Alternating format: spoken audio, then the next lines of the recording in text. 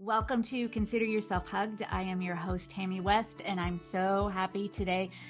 Melissa is actually our very first guest, other than you just seeing me, for the whole 2022-23 season. You know, I kind of went away from doing guests for a while. And when I met Melissa and we talked, and I was like, I have got to get back to doing guests. And so I'm going to jump right in and read about Melissa, tell you a little bit about her. Actually, let me tell you how we met. This past fall was super busy for me speaking, and I met Melissa, and Melissa, correct me if I say this wrong, but I spoke for a Women's Chamber of Commerce meeting in Rockford, Illinois, I don't know, outside of Chicago. But this was like an executive level. Am I saying that right? Yes, you are absolutely right. It's called Lead 360. And so you have to be a director level or above to be a member of it. And yeah, we focus on supporting women and promoting women and all of the things that come with those challenges. And yeah, it's been a fabulous organization. Yeah. I mean, it wasn't just well, anyway, all women's chamber meetings are fun to speak at. And this one it was just very unique. So I'm going to read Melissa's bio. I was telling Melissa the bad thing about YouTube is that you have to see my eyes scanning on this, but that's okay. So Melissa spent over 30 years navigating corporate America from entry level to executive. So y'all, she's experienced it all. She learned how to communicate and negotiate up and around organizations. And I love this sentence. Through her leadership experience, she helps women not just move through the glass ceiling, but crash through the glass ceiling to reach their professional goals faster. Her leadership philosophy includes, okay, now commit this to memory, and I want to learn all of this from her, maybe not today, but courage, communication, connection, community, and care. And she specifies self-care. You know, as women, we don't need to forget that. And it's based on building relationships built on trust, integrity, and ethics. She is the founder and CEO of the Grace and Salt Leadership Academy, which is based on her leadership book, Grace and Salt, A Journey of Self-Discovery. So to learn more, you can schedule a free discovery call for her. Everything, and I'll remember to say this again later, all of her contact information, all of her coaching information, order information, everything will be in the show notes. So welcome, Melissa. I'm so happy that you're here. So, well, thank you so much for inviting me. And I loved your program last fall. And so it was just such a pleasure afterwards. Sometimes, speaking of courage, I have to remind myself to be courageous, and stepping up and meeting you afterwards was a courageous moment for me. And so I loved that. You were so welcoming and easy to talk to. And I'm just excited that we're friends. Well, thanks. I appreciate that so much. And Melissa and I have been communicating since it was November, right? Yeah, I think so. Early part of November. Yeah, November. Yeah, we've been communicating, talking about doing the podcast, and we chose this topic. So the topic today, which you probably saw in the title, is I want to say it correctly: lead like a woman, fill your conversations with grace, and season with salt. And so I want you to tell me about that, Melissa. I do want to tell you, not right this moment, but I did dog ear a couple of things that I might refer to, if that's okay. Yeah. But your topic, I'm assuming, is based on your book. And your book is it's spiritual, it's biblical. So these are biblical lessons. But tell me about that connection and how you came up with this topic. So I started writing the book in 2015 when I was in corporate America. And I was a senior vice president of global sales and marketing. And I did a lot of mission work, and one mission trip, at the end of it, we always ask the kids, what are you going to take back to Rockford to make Rockford a better place? Anyway, long story short, hopefully, when I asked the kids that, this one young man said to me, well, I don't know, Melissa, what are you going to do? And just like that. And so I didn't turn into mom, right? And I gave him the look, but yet I thought about it. I thought, he's right. I never went into these mission trips really about me. It was always about the kids. Whatever they wanted to do when we got back, I would organize, blah, blah, blah. So anyway, I promised him, I'm going to take Jesus to work with me. I drive to work, I pray, but I leave Jesus in the car. And so I'm going to take my Bible and I'm going to read the Bible, and, no one's really going to know, but I'm going to read it 5-10 minutes, whatever, and journal. And so I did that for a year. I promised Ethan I would do that. So that's what I did. And it never failed. When I came home one day, once a week or whatever, I would tell my husband, you are not going to believe what I read this morning and how it applied to a leadership decision or conversation or whatever that next day. So anyway, this went on for about a year. And finally, my husband says, Melissa, you have to write a book. I said, I'm totally not writing a book. I don't know how to write a book. No, Pete, you need to share this. This is really important. That was your husband? That was my husband. And he never really has interjected much about my career. And if I wanted to, apply for a promotion or whatever it was, he was always super, super supportive, but he never gave me advice.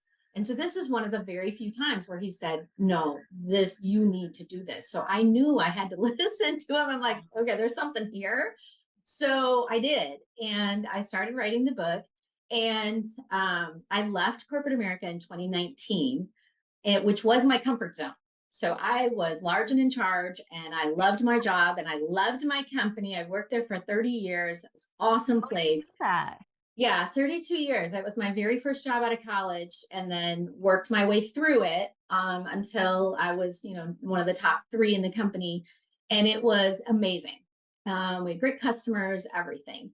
But it was my comfort zone, and I was being nudged that I had to write this book. So in order for me to write the book, I knew I had to leave. So I took the leap of faith and left and finished the book.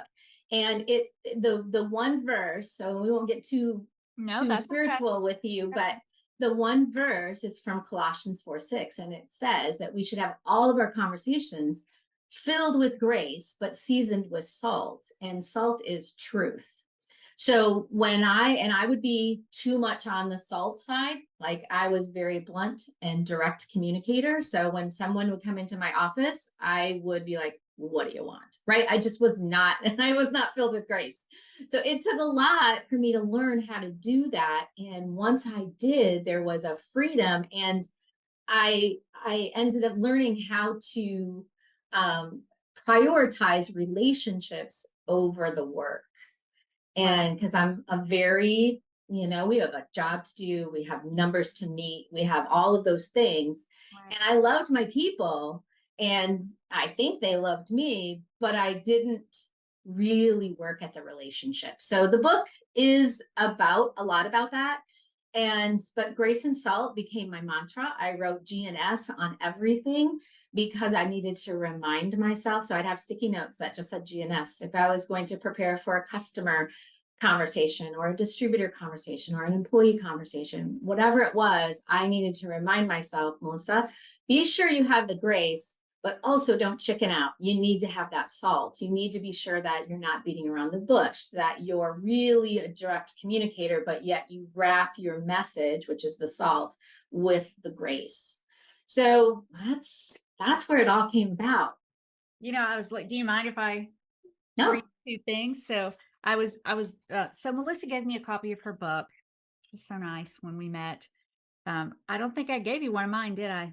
I don't think I even brought books with me. You didn't have that. We'll work on it because I'm doing revised edition, so I'll send you. Okay.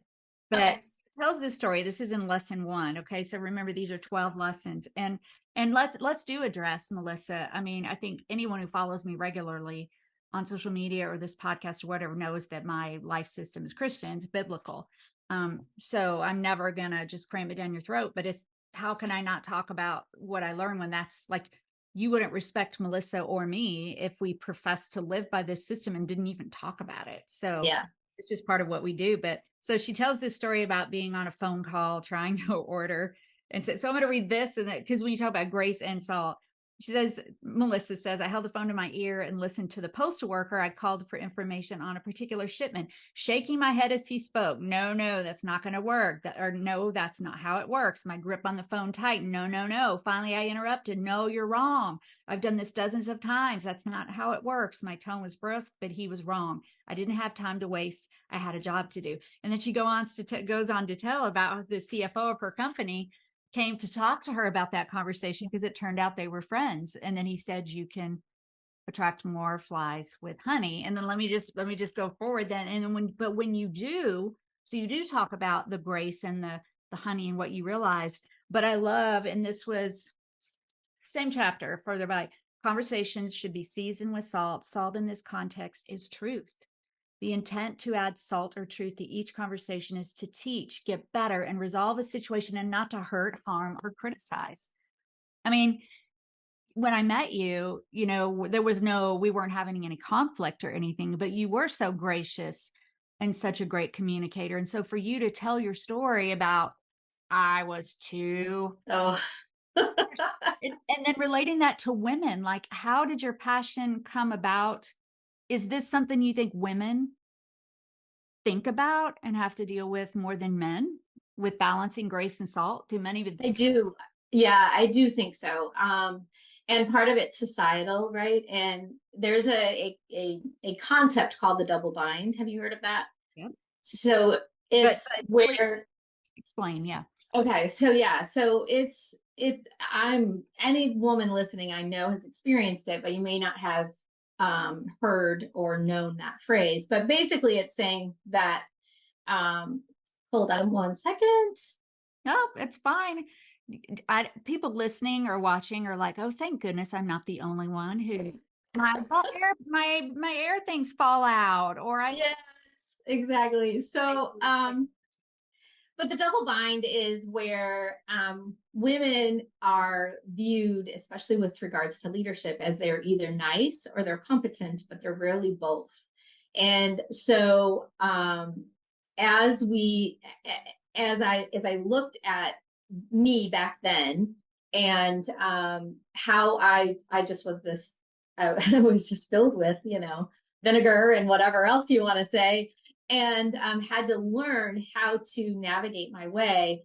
I recognized that I had to lead differently. I couldn't lead like the men, because then I was considered a B word, right? That's just what it is. If you lead more aggressively, then people go, whoa, she didn't have her breakfast this morning, or she woke up on the wrong side of the bed.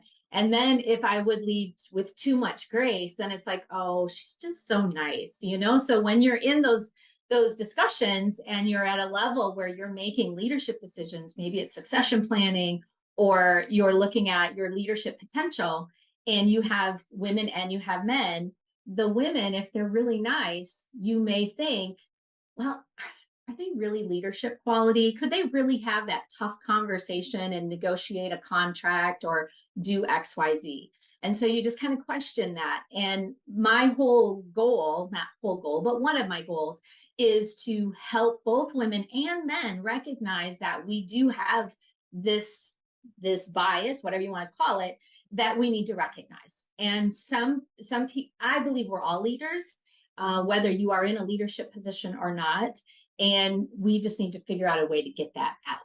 Right. So I think, and I'm not a guy, so I don't know, but I do believe that it does women tend to have to be more intentional about the grace and the salt. Most women that I train and that I talk to are the kind that just really don't like conflict and want to just kind of beat around the bush. They don't want to be too direct. And so if they're forced to be too direct, then they're really direct.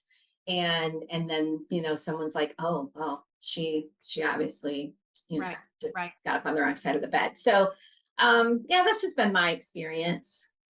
Well, and so you say lead like a woman, and we think about all the negative connotations of like throw like a girl or that kind of thing. So, but when I have this visual, like this beautiful visual in my mind when you say lead like a woman.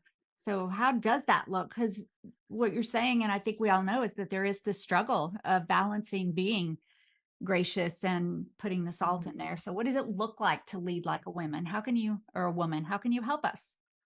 Yeah. To me, it's absolutely taking our natural innate ability for nurturing and for listening to understand versus jumping to conclusions right away.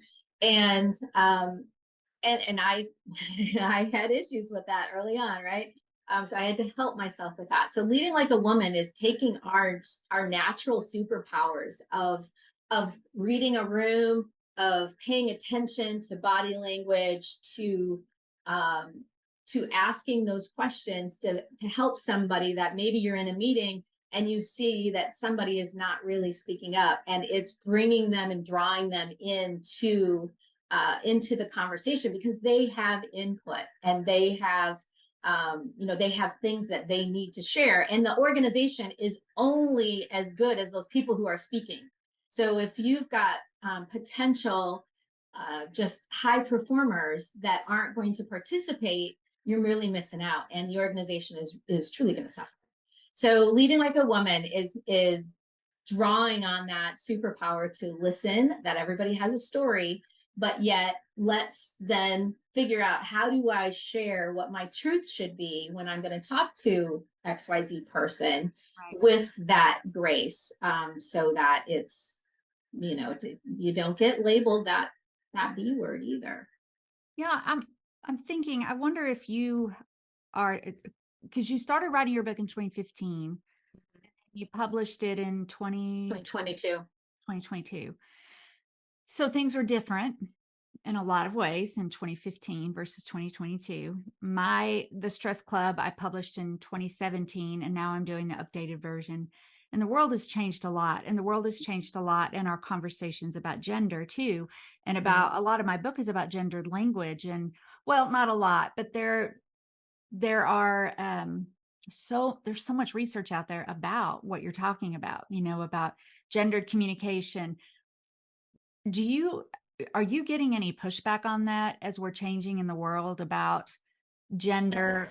Well, yeah, that's a great question. And I'm not throw that at you, but I'm like, no, it's fine. I'm so glad we're having the discussion, because I did a workshop a couple weeks ago, and I felt nobody pushed back. And so what I do is when we talk about negotiation traits, there's masculine traits and there's feminine traits. And they're only called masculine and feminine because typically a woman negotiates this way and typically a man negotiates that way, right? And so this is myself thinking here, nobody in the room questioned me or even questioned why I labeled them that way. But in my head, I'm like, oh, this sounds I don't know that this is really the right way to label these anymore. You're probably thinking, is anybody thinking it? Right. Yeah, exactly. And it was because you can be a woman and have the masculine traits, or vice versa. You could be a man and you could have the feminine traits. And so what we just do a simple exercise so that you go through both types, and you just kind of circle where you resonate. And you're probably going to be some on this side and some on that side. And there's no right or wrong answer. You're just trying to figure out your own self-discovery.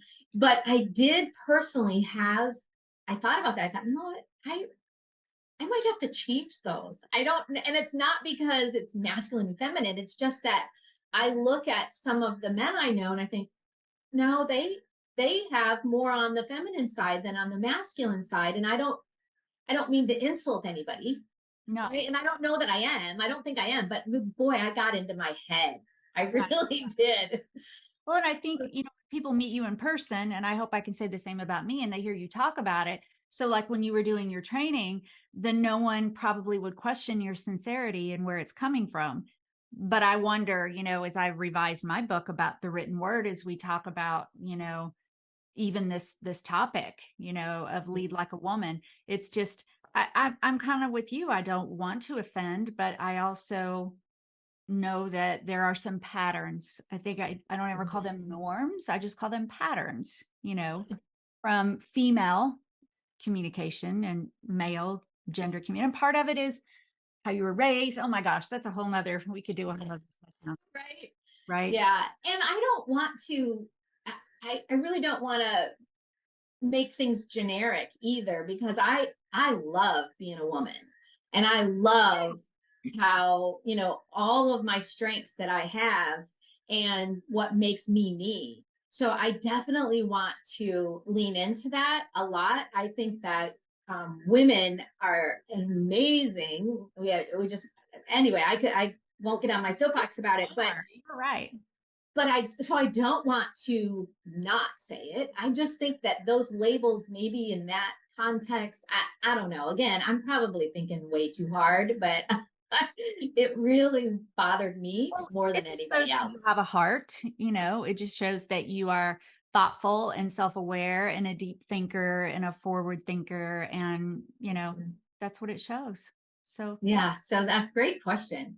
do you have, Melissa and I talked a little bit ahead of time about, well, what kinds of things do we want to talk about? But it always is going to go wherever it goes.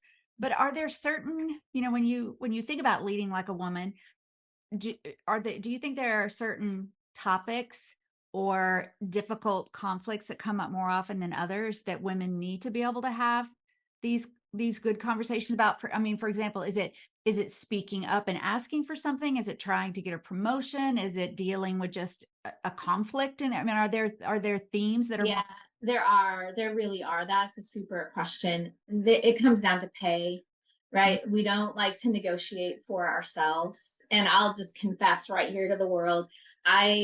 My boss was one of my best friends. And so I did not ever go to him and say, you know what, I think I deserve more money. I never negotiated a salary. Whatever my raise was, I accepted. And the main reason was because I didn't want to have that awkward conversation with my friend.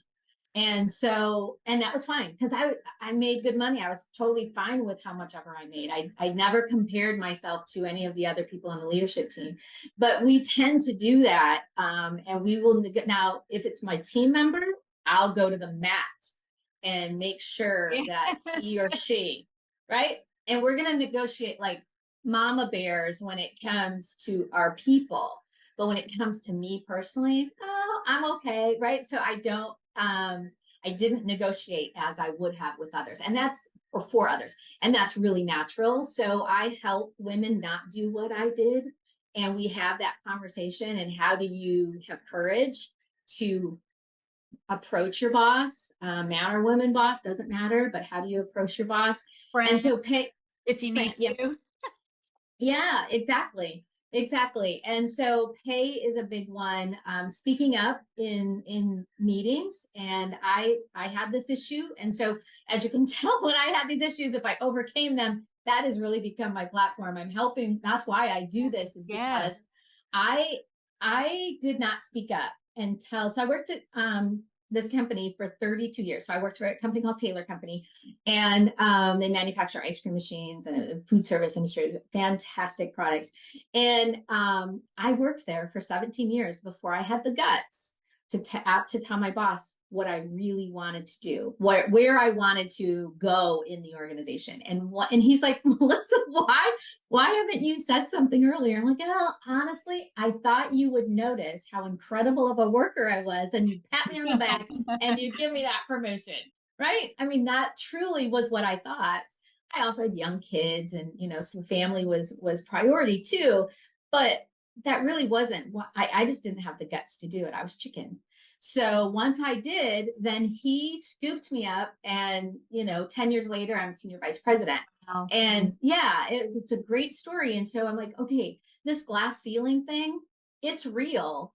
But I was raised that it was the men, or it was the leadership of the organization that was putting the glass ceiling there. I didn't realize that it was me. Be not pushing up. Yeah. I did not even ask. I didn't ask. And I even had issues where I was intimidated with certain, executives or whatever. And so in meetings, I wouldn't speak up. And then after the meeting, I would tell my boss, hey, I think we should do X, Y, Z. And he'd be like, why didn't you say something? Now we have to have another meeting. So it slowed business down. So I had to learn. So that's an interesting point. I don't think I've heard that come up, that because you didn't speak up, well, now we have to go back. And that's a great point to make with women about, other than just being able to have the confidence to speak up, is that, because sometimes the feminine, or whatever you want to call it, is about, can be very outward focused. And so that's one way to at least help women to jump into that, is say, look, you are helping other people when you speak up, because we're a team. Right. Back. Right. Exactly. And the first couple times when you do speak up, so the very first time that I was very intimidated by this, our COO at the time. And so I didn't understand the numbers. I didn't understand, it was just, it was overwhelming for me. So I just shut up because I had no idea. I was afraid that if I spoke up, it would sound really stupid. And so the first time I did speak up, it was crickets. And I'm like, okay, first of all, I know I spoke English and I know my voice came out, right? But my coach at the time, she was an amazing coach. So she would have me track. Melissa, every time you speak up, I want you to celebrate. Even if you crash and burn, I just want you to celebrate that.